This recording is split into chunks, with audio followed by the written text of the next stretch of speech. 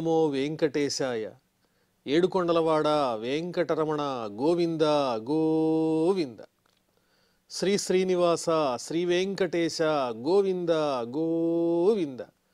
కలియుగ ప్రత్యక్ష దైవం శ్రీనివాస పరబ్రహ్మ అనుగ్రహ విశేషంతో శ్రీమద్భాగవతంలో దశమస్కంధంలోని విశేషాలు యథాశక్తి తెలుసుకుంటూ ఉన్నాం. నారాయణం నమస్కృత్య నరం చైవ నరోత్తమం దేవీం సరస్వతీం వ్యాసం తతో జయముదీరయేత్. సుఖయోగీంద్రుల వారు పరీక్షిన్ మహారాజునకు శ్రీకృష్ణస్వామి దివ్య లీలా విశేషాలను వర్ణించి చెబుతూ ఉన్నారు. బృందావనంలో వర్ష ఋతువు యొక్క శోభ అత్యద్భుతంగా ప్రకాశిస్తూ ఉన్నది.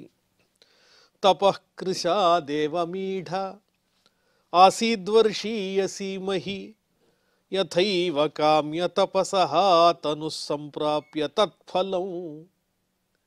అంతవరకు గ్రీష్మ ఋతువు చేత శుష్కించినటువంటి ఎండిపోయినటువంటి భూమి ఎప్పుడైతే వర్ష ఋతువు వచ్చి వర్షం బాగా పడిందో అప్పుడు సారవంతమై చక్కని పచ్చిక బయళ్లతో అందంగా ప్రకాశిస్తూ కనిపిస్తూ ఉన్నది, పరిపుష్టంగా ఉన్నది.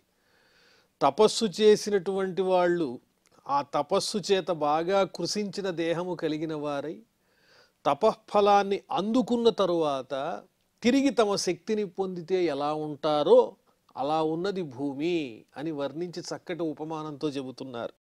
నిశాముఖేషు ఖద్యోతాః తమసా భాంతి నగ్రహాః యథా పాపేన పాషండాః నహి వేదాః కలౌ యుగే. చక్కటి ఉపమానాలతో వర్ష ఋతువుని వర్ణిస్తూ ఉన్నారు. రాత్రిపూట చీకటిలో మిణుగురు పురుగుల యొక్క కాంతి కనిపిస్తుంది, కానీ వర్షాకాలంలో మేఘాల చాటున ఉన్నటువంటి నక్షత్రాల వెలుగు మాత్రం కనిపించటం లేదు. అంతేలే, కలియుగంలో నిజమైనటువంటి సత్యమైన వేద మార్గం మరుగున పడిపోతూ వేద విరోధమైనటువంటి వారి యొక్క ప్రాబల్యం, విరోధులైన వారి యొక్క ప్రాబల్యం పెరిగిపోతూ ఉంటుంది. అలాగే శాశ్వతమైనటువంటి ఆ నక్షత్రాల వెలుగు కన్నా, చంద్రుడి ప్రకాశం కన్నా ఆ మిణుగురు పురుగుల యొక్క కాంతే వర్ష ఋతువులో అధికంగా కనిపిస్తోంది అని వర్ణిస్తున్నారు. శ్రుత్వా పర్జన్య నినదం మండూకా వ్యసృజన్ గిరః తూష్ణీం శయానాః ప్రాగ్యద్వత్ బ్రాహ్మణా నియమాత్యయే. మేఘుని యొక్క ఆ ఉరుములు వినిపించేంత వరకు కప్పలు నిశ్శబ్దంగా అలా నిద్రిస్తున్నట్టున్నాయి. ఎప్పుడైతే మేఘుని యొక్క ఉరుములు వినిపించాయో వెంటనే వాటికి ఆనందం కలిగిందో ఏమో బెక బెకమంటూ శబ్దాలు చేసుకుంటూ వాటి ఆనందాన్ని వ్యక్తపరుస్తూ ఉన్నాయి. ఏ విధంగా? మౌనవ్రతంలో ఉన్నటువంటి మునులు, వేదవేత్తలు తమ మౌనవ్రతాన్ని విడిచిపెట్టి తిరిగి మాట్లాడినట్లుగా, ఆ మౌనవ్రతం కలిగినటువంటి మునులు తిరిగి మాట్లాడినట్లుగా, మౌనవ్రతాన్ని వీడినట్లుగా, ఆ మేఘాల్లో ఉరుములు వినిపించేంత వరకు మౌనంగా ఉన్నటువంటి ఆ కప్పలు ఉరుములు ఉరమంగానే మౌనవ్రతాన్ని విడిచిపెట్టినటువంటి ఆ తపస్విజనుల వలె చక్కగా శబ్దాలు చేస్తూ ఉన్నాయి ఈ వర్ష ఋతువులు అని వర్ణిస్తున్నారు. ఆసన్నుత్పథ వాహిన్యః క్షుద్రనద్యో అనుసుష్యతి పుంసో యథా అస్వతంత్రస్య దేహద్రవిణ సంపదః.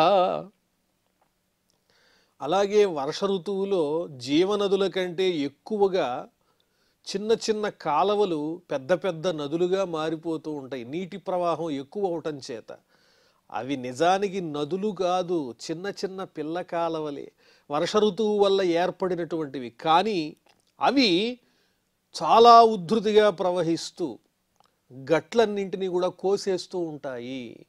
అవి శాశ్వతంగా నిలబడేవి కాదు ఆ పిల్ల కాలవలు, వర్ష ఋతు ప్రభావం వల్ల ఏర్పడినటువంటివే. కానీ అప్పుడు చూస్తే మాత్రం మహానదుల్లా కనిపిస్తూ ఉంటాయి. వాటి ఆటోపం అలా ఉంటుంది. కానీ అవసరానికి వచ్చేసరికి పంటలు పండాల్సి వచ్చేటప్పటికీ ఆ కాలవల వల్ల ఎటువంటి ప్రయోజనం ఉండదు. అప్పటికి అవి ఎండిపోతాయి. అప్పుడు జీవనదులే ఆధారం అవుతాయి. అలాంటి కాలువలు చాలా వేగంగా ప్రవహిస్తూ ఉన్నాయి ఈ వర్ష ఋతువులో. ఎలాగా అంటే ఈ కాలువల్ని ఎలా పోలుస్తున్నారంటే, అనుకోకుండా ధనం కలిగినటువంటి వాళ్ళు, యవ్వనంలో ఉన్నటువంటి వాళ్ళు కన్ను మిన్ను కానకుండా ఇంద్రియ భోగాల పట్ల ఉన్నటువంటి వ్యామోహంతో ఆ ధనాన్ని బాగా ఖర్చు చేసేసి ఏ విధమైనటువంటి ప్రయోజనము ఎవరికి కలగజేయకుండా సారహీనులైనట్లుగా, వాళ్ళ వల్ల సమాజానికి ఏ విధమైన ప్రయోజనం ఉండదు. అనుకోకుండా ధనం వచ్చింది, యవ్వనం ఉన్నది, దాన్ని ఖర్చు పెట్టేశారు, చివరికి మళ్ళీ అవసరమైనప్పుడు ఏమీ మిగల్లేదు. అలాంటి డాంబికుల వలె ఈ పిల్లకాలవలు కనిపిస్తున్నాయి అని వర్ష ఋతువుని అందంగా లోకంతో పోల్చి మరీ వర్ణిస్తున్నారు. హరిత హరిభిశష్పై ఇంద్రగోపైశ్చ లోహిత ఉచ్ఛిలీంద్ర కృతఛాయా నృణాం శ్రీరివ భూరభూత్. ఇప్పుడు భూమి యొక్క వర్ణం ఎలా ఉందో వర్ణిస్తున్నారు అందంగా వర్ష ఋతువులో. వర్ష ఋతువు కాబట్టి చాలా సమృద్ధిగా గడ్డి పెరిగి ఉన్నది, పచ్చగా ఉన్నది ఒక చోట. అదేవిధంగా మరొక చోట పుట్టగొడుగులు బాగా పెరగటం చేత తెల్లగా కనిపిస్తోంది భూమి. అలాగే ఎర్రనైనటువంటి పురుగుల వల్ల ఇంకొక చోట ఎర్రగా కనిపిస్తోంది. ఎర్రనైనటువంటి కీటకముల వల్ల ఒక పక్క ఎర్రగా కనిపిస్తోంది భూమి, పచ్చనైనటువంటి పచ్చిక బయళ్ళ వల్ల పచ్చగా కనిపిస్తోంది, తెల్లనైన పుట్టగొడుగులు అంతటా వ్యాపించి ఉండటం చేత తెల్లగా కనిపిస్తోంది. ఇలా అనేక వర్ణములతో సంపదలు కలిగినటువంటి ధనికుల వద్ద ఏ విధమైన రంగురంగులైనటువంటి మణులుంటాయో, మాణిక్యాలుంటాయో, ధనరాశులుంటాయో, ఆ ధనవంతుల ధనరాశుల్లాగా ఈ వర్ష ఋతువులో వర్షం పడటం చేత భూమిలో అలాంటి రకరకాల వర్ణాలు గోచరిస్తూ ఉన్నాయి అని భూమి యొక్క వర్ణాన్ని వర్ణించి చెబుతూ ఉన్నారు. క్షేత్రాణి సస్య సంపద్భిః కర్షకాణాం ముదం దదుః ధనినాముపతాపంచ దైవాధీనమజానతాం. వర్ష ఋతువులో పంటలు పుష్కలంగా పండుతూ ఉన్నాయి, సస్య సంపదలు సమృద్ధిగా కనిపిస్తూ ఉన్నాయి. అది వ్యవసాయం చేసుకునేటువంటి ప్రజలకు ఎంతో ఆనందాన్ని ఇస్తోంది. కానీ కొంతమంది ధనికులు ఉంటారు, దైవగతిని అర్థం చేసుకోలేనటువంటి వాళ్ళు మాత్రం ఈ వర్ష ఋతువులో అసూయ చెందుతూ ఉన్నారు అని వర్ణిస్తున్నారు.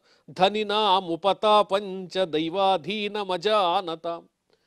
ధనవంతులైనప్పటికీ ఇంత చక్కని ప్రకృతి శోభను ఆస్వాదించలేనటువంటి అసూయాపరులైన ధనికులు కూడా ఉన్నారు.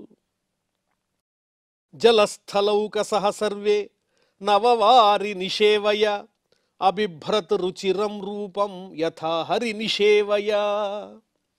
ఈ వర్ష ఋతువులో జలజంతువులకు ఎంత సంతోషమో, నదుల్లో ఉండేటువంటి సరస్సుల్లో ఉండేటువంటి చేపలకు, అలాగే తదితరములైనటువంటి జలజంతువులకు సమృద్ధిగా నీరుంటుంది పుష్కలంగా. నవవారి నిషేవయ, కొత్తదైనటువంటి నీరు వస్తుంది. ఆ నీటిని ఆస్వాదించటం చేత, అనుభవించటం చేత జలజంతువులన్నీ తృప్తిగా ఉన్నాయి.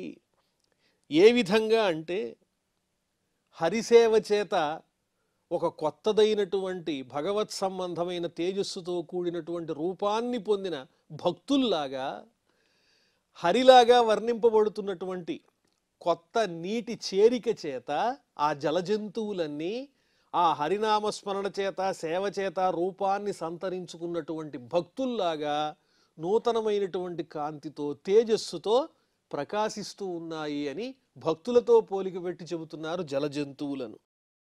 సరిద్భిః సంగత సింధుః చుక్షుభే శ్వసనోర్మిమాన్ అపక్వయోగినశ్చిత్తం కామాక్తం గుణయుగ్యథ.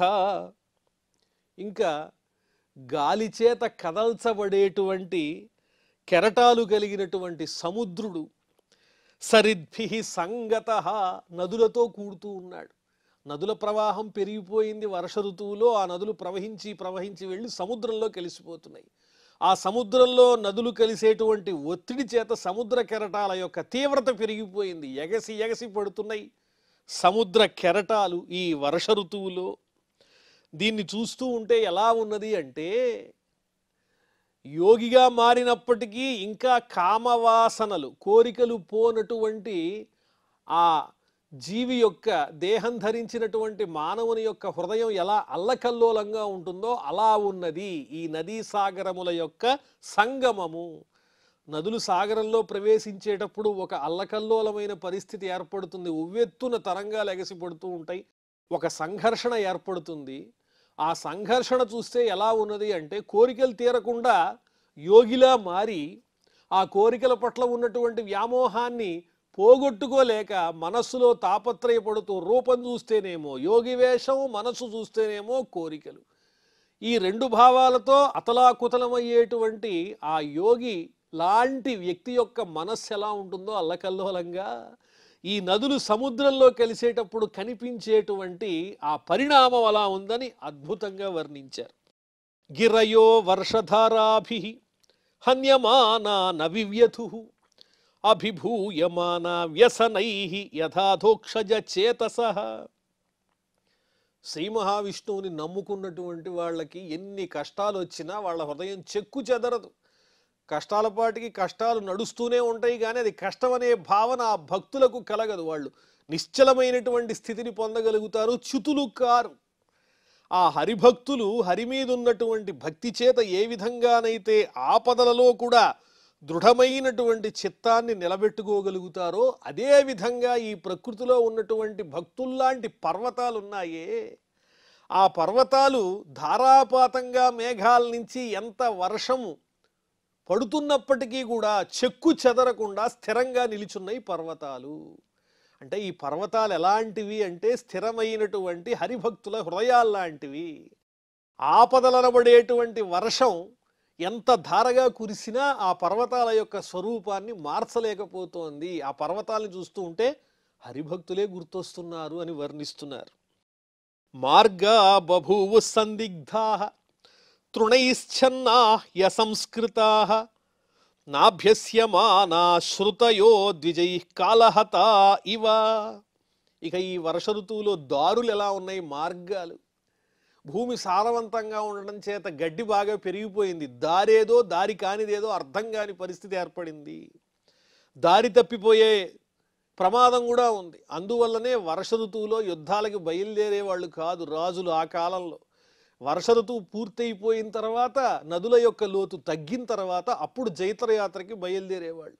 ఇప్పుడు ఈ వర్ష ఋతువులో గడ్డి వృక్షాలు బాగా సమృద్ధిగా పెరగటం చేత దారులన్నీ కనిపించటం లేదు సరిగ్గా. అది ఎలా ఉన్నది అంటే వేదాధ్యయనం చేస్తూ చేస్తూ కొంతకాలం పాటు ఆ వేదాధ్యయనాన్ని ఆపేసినటువంటి ఆ పండితులకు సరైనటువంటి స్వరజ్ఞానం ఏ విధంగానైతే గుర్తు రాదో, ఏ విధంగా అయితే మర్చిపోతారో, రోజు అభ్యాసంలో ఉంటే గనక స్వరం గట్టిగా పడుతుంది, స్థిరంగా ఉంటుంది వేదజ్ఞానం. అలా కాకుండా ఆ వృత్తిని గనక విడిచిపెట్టేసినట్లయితే కొన్నాళ్ళకి ఏమవుతుంది అంటే ఆ వేదం మీద పట్టు తగ్గుతుంది, స్వరజ్ఞానం పోతుంది, కవుళ్ళు తప్పుతూ ఉంటాయి. అలాగే ఈ వర్ష ఋతువులో కూడా గడ్డి బాగా పెరగటం వల్ల దారులు కూడా మారిపోతూ ఉన్నాయి అని చక్కగా మంచి ఉపమానంతో వర్ణించి చెబుతున్నారు. లోకబంధుషు మేఘేషు విద్యుతశ్చల సౌహృదాః స్థైర్యం నచక్రుః కామిన్యః పురుషేషు గుణిష్వివ. ఈ వర్షాకాలంలో మేఘాల్లో వచ్చేటువంటి మెరుపులు ఉంటాయే, ఆ మెరుపులు స్థిరంగా ఉండడంలా చంచలంగా వస్తున్నాయి. అంతేగా దట్టమైనటువంటి మేఘంలో నుంచి అప్పుడప్పుడు కాంతివంతమైన మెరుపులు మిణుక్కు మిణుక్కుమని మెరిసి మాయమైపోతూ ఉంటాయి, చంచలంగా ఉంటాయి. ఆ మెరుపులు చూస్తూ ఉంటే ఏమనిపించింది అంటే గుణరహితలైనటువంటి స్త్రీలు ఏ విధంగానైతే గుణవంతులైన పురుషుల యందు నిలకడగలిగినటువంటి ప్రేమ కలిగి ఉండరో ఆ విధంగా మెరుపులు కనిపిస్తున్నాయి అని గుణరహితలైనటువంటి స్త్రీలతో పోలిక పెట్టి చెబుతున్నారు. అవే విధంగా అయితే చంచలంగా ఉంటాయో దుష్టలైనటువంటి ఆ స్త్రీల యొక్క హృదయాలు కూడా అంతే చంచలంగా ఉంటాయి, గుణవంతుల పట్ల నిలవవు అని వర్ణిస్తున్నారు. ధనుర్వియతి మాహేంద్రం నిర్గుణంచ గుణిన్యభాత్ వ్యక్తే గుణవ్యతికరే అగుణవాన్ పురుషో యథ. ఇంకా ఆకాశంలో చూస్తే ఈ వర్ష ఋతువులో ఇంద్రధనుస్సు కనిపిస్తుంది. దాని పేరు ఇంద్రధనుస్సే, కానీ ధనుస్సుకి ఏముండాలి, నారి కూడా ఉండాలి కదా. ఆ గుణం అనేది ఆ ధనుస్సునకు లేదు. ఇంద్రధనుస్సునకు గుణము అంటే వింటి నారి. నారి లేనటువంటి ఆ ఇంద్రధనస్సు ఆకాశంలో ప్రకాశిస్తోంది వర్ష ఋతువులో. రంగురంగుల కాంతులతో మెరిసిపోతూ ఉన్నది. ఆ ధనుస్సుని చూస్తుంటే ఏం కనిపిస్తోంది అంటే సత్వరజస్తమో గుణాలనేటువంటి వాటితో ఏర్పడినటువంటి ఈ మాయా ప్రపంచంలో నిర్గుణుడైనటువంటి పరబ్రహ్మ ఏ విధంగా భాసిస్తూ ఉంటాడో అనేక రూపాలలో, ఆ విధంగానే ఆ ఆకాశంలో మబ్బులలో ఆ ఇంద్రధనుస్సు చక్కగా ప్రకాశిస్తూ ఉన్నది. నరరాజోడుపః ఛన్నః స్వజ్యోత్స్న రాజితైర్ఘనై అహమ్మత్యా భాసితయా స్వభాసా పురుషో యథ. మేఘాల చాటున చంద్రుడు దాక్కోవలసి వచ్చింది. మేఘాలు చంద్రుని యొక్క కాంతిని ప్రకాశింపకుండా చేస్తూ ఉన్నాయి. అలా మేఘముల చేత దాచబడినటువంటి చంద్రుని యొక్క కాంతి లీలామాత్రంగా కనిపిస్తూ ఉంటుంది తప్ప చంద్రుని యొక్క దర్శనం సంపూర్ణంగా కలగదు ఈ వర్ష ఋతువులో. ఎందువలనంటే మేఘాలు అంత దట్టంగా ఉంటాయి కాబట్టి. అది చూస్తూ ఉంటే ఏమనిపిస్తోంది అంటే నేను అనేటువంటి అహంకారం పోనటువంటి వాళ్ళకి ఆత్మజ్ఞానం ఏ విధంగానైతే ప్రకాశించదో ఆ మేఘాల చేత కప్పబడి ఉన్నటువంటి చంద్రుని యొక్క కాంతి కూడా స్పష్టంగా ప్రకాశించటం లేదు అని వర్ణిస్తున్నారు. మేఘాగమోత్సవా హృష్టాః ప్రత్యనందన్ శిఖండినః గృహేషు తప్తా నిర్విణ్ణాః యథాచ్యుత జనాగమే. ఇంకా ఈ వర్ష ఋతువులో మేఘాలు రాగానే నెమళ్లకు ఆనందమే ఆనందం. అప్పటిదాకా వాటి వాటి పనుల్లో నిమగ్నమైనటువంటి నెమళ్ళు మేఘుణ్ణి చూడంగానే పురివిప్పి నాట్యం చేస్తూ ఉంటాయి ఆనందంగా. ఆ పురివిప్పి నాట్యం చేసినటువంటి నెమళ్లను చూస్తూ ఉంటే ఏమనిపిస్తోందంటే సంసార బంధాల్లో బాగా చిక్కుకున్నటువంటి సంసారీ ఇంటికి వచ్చినటువంటి భాగవతుల్ని చూచి హరిభక్తుల్ని చూచి ఏ విధంగానైతే ఆనందిస్తూ ఉంటాడో, తనకెన్ని కష్టాలైనా ఉండని ఆ కష్టాల్లో కొట్టుమిట్టాడుతున్నా అనుకోకుండా ఇంటికి వచ్చినటువంటి ఆ హరిభక్తులను భాగవతులను చూచి ఒక్కసారిగా వాటిలన్నిటినీ మర్చిపోయి హృదయంలోనే ఆనందరాజ్యం చేస్తూ వారితో సత్సంగం చేస్తూ ఉంటాడు.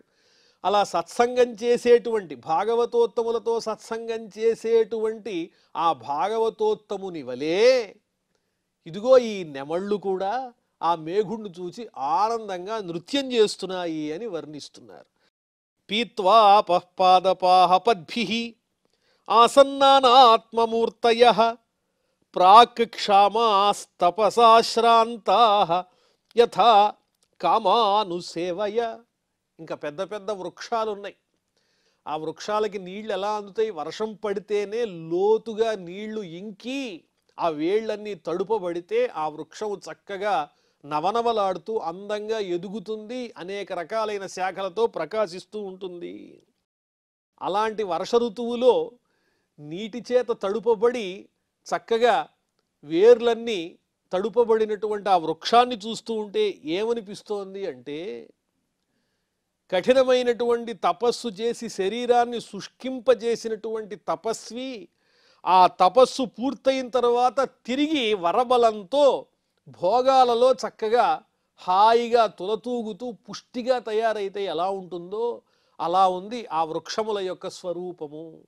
గ్రీష్మ ఋతువులో సూర్యకిరణాల తాపం చేత ఎండిపోయిన పత్రాలు కలిగిన ఆకులు కలిగిన కొమ్మలు కలిగిన ఈ వృక్షాలు వర్ష ఋతువులో ధారాపాతంగా వర్షాలు వర్షిస్తే పుష్టిగా తయారవుతున్నాయి. తపస్సు చేసి కృషించిన వాళ్ళు వరబలంతో మళ్ళీ భోగాలు అనుభవిస్తే ఎలా పుంజుకుంటారో అలా ఈ వృక్షాలు కనిపిస్తూ ఉన్నాయని వర్ణిస్తున్నారు.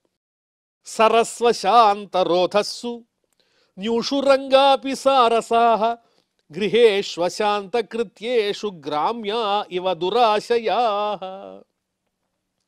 ఇక నీటి జల పక్షులు ఉన్నాయి, బెగ్గురు పక్షులు.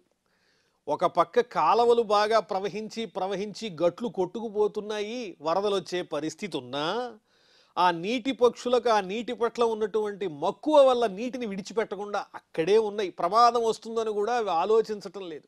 వాటికి అంత ప్రీతి నీరంటే ఆ బెగ్గురు పక్షులకు.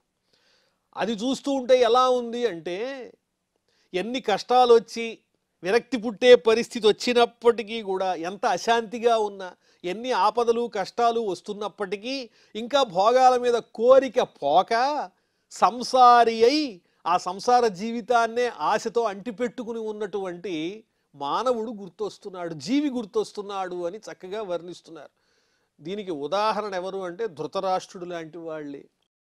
గృహేష్వశాంత కృత్యేషు గ్రామ్య ఇవ దురాశయా.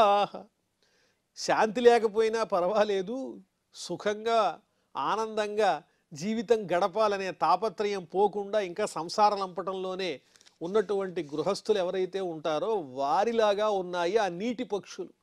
వరదలొచ్చి గట్లు కొట్టుకుపోతున్నా వాటికి నీటి మీద ఇంకా వ్యామోహం పోలేదు. జలౌఘై నిరభిద్యంత సేతవో వర్షతీశ్వరే పాషండినామసద్వాదై వేదమార్గా కలౌ యుగే. మేఘుడు వర్షించినప్పుడు ఏం జరుగుతోంది? ఆ నదీ ప్రవాహాలకు నీటి ఒత్తిడికి గట్లన్నీ కొట్టుకుపోతూ ఉన్నాయి. అది చూస్తుంటే ఏం గుర్తొస్తోంది అంటే కలియుగంలో అసత్యమైనటువంటి వాదనలతో జల్పములతో సత్యాన్ని మరుగుపరిచేటువంటి అసంబద్ధమైనటువంటి మాటలతో వేద మార్గాన్ని దూషించేటువంటి వారి యొక్క ప్రాబల్యం పెరుగుతున్నట్టుగా కనిపిస్తోంది. ఆ కొట్టబడేటువంటి గట్లన్నీ వేద మార్గములైతే ధారాపాతంగా కురిసి గట్లను చెడగొట్టేటువంటిది వర్షము. అది వేద విరుద్ధమైనటువంటి మార్గము అన్నట్లుగా పోలిక చెప్పి వర్ణిస్తూ ఉన్నారు. అంటే ప్రకృతిలో సహజంగా కనిపించేటువంటి ఉదాహరణలను ఆ దృశ్యములను చూచి మన మనస్సులకు హత్తుకునే విధంగా ఒక చక్కని నిదర్శనాలను జ్ఞానాన్ని పంచిపెడుతూ ఉన్నారు. వ్యముంచన్ వాయుభిః నున్నాః భూతేభ్యోథామృతంఘనాః యథాశిషో విశ్పతయః కాలే కాలే ద్విజేరితాః. వాయువుల చేత ప్రేరేపించబడినటువంటి మేఘాలు ఏం చేస్తున్నాయంటే అమృతం లాంటి నీటిని వర్షిస్తున్నాయి. ఆ నీరంటే జీవనానికి ఆధారం, వృక్షములకు ఆధారం, మానవులకు ఆధారం, పశువులకు ఆధారం, భూమికి ఆధారం నీరు. అన్నిటినీ జీవింపజేసేటువంటి చక్కని స్వచ్ఛమైనటువంటి నీటిని వర్షరూపంగా మేఘుడు కురిపిస్తున్నాడు. అది సాక్షాత్తు అమృతమయమే ఆ జలం అంటే. ఆ అమృతమయమైనటువంటి జలాన్ని మేఘుడు వర్షిస్తూ ఉంటే ఎలా ఉన్నదంటే చక్కని వేద పండితుల చేత ప్రోత్సహించబడినటువంటి ధనవంతులు వారి దగ్గరున్నటువంటి సంపదలను 10 మందికి దానం చేస్తున్నట్లుగా ఉంది. అమృతం లాంటి తమ సంపదలను అనేక మందికి పంచిపెడుతున్నట్లుగా మేఘుడనేటువంటి ధనవంతుడు కూడా ఈ ప్రకృతిలో ఉన్న సమస్త జీవరాశులకు నీరనేటువంటి ధనాన్ని, అమృతాన్ని పంచిపెడుతున్నట్లుగా ఉంది అని వర్ణిస్తున్నారు. ఏవం వనం తద్వరిష్టం పక్వ ఖర్జూర జంబుమత్ గోగోపాలైర్వృతోరంతుం సబలః ప్రావిశత్ హరి. ఈ విధంగా వర్ష ఋతువులో అత్యద్భుతంగా ఉన్న ఆ బృందావనంలో ఉన్నటువంటి ఆ అరణ్యంలో ప్రవేశిస్తూ ఉన్నాడు వనంలో శ్రీకృష్ణుడు. ఎలా ఉన్నది ఆ వనము అంటే పండినటువంటి ఖర్జూరాలు, నేరేడు పళ్ళు వీటన్నిటితో నిండి ఉన్నది, సుసమృద్ధంగా ఉంది. అలాంటి వనంలో గోపాలకులతో కలిసి బలరామునితో కలిసి శ్రీహరిస్వరూపుడైన శ్రీకృష్ణుడు ప్రవేశించాడు. ఆ ప్రకృతిని ఆస్వాదిస్తున్నాడు. ఆయన లీలలతో భక్తులందరినీ మైమరపిస్తున్నాడని వర్ణిస్తున్నారు. మళ్ళీ మనం ఆ విశేషాలు తెలుసుకుందాం. ప్రస్తుతం క్షమాప్రార్థనాదులతో ఈ కార్యక్రమాన్ని పరిసమాప్తం చేసుకుందాం. అథ క్షమాప్రార్థన. యదక్షరపదభ్రష్టం మాత్రాహీనంచ యద్భవేత్ తత్సర్వం క్షమ్యతాం దేవ నారాయణ నమోస్తుతే. శ్రియఃకాంతాయ కళ్యాణ నిధయే నిధయేర్థినాం శ్రీవేంకట నివాసాయ శ్రీనివాసాయ మంగళం.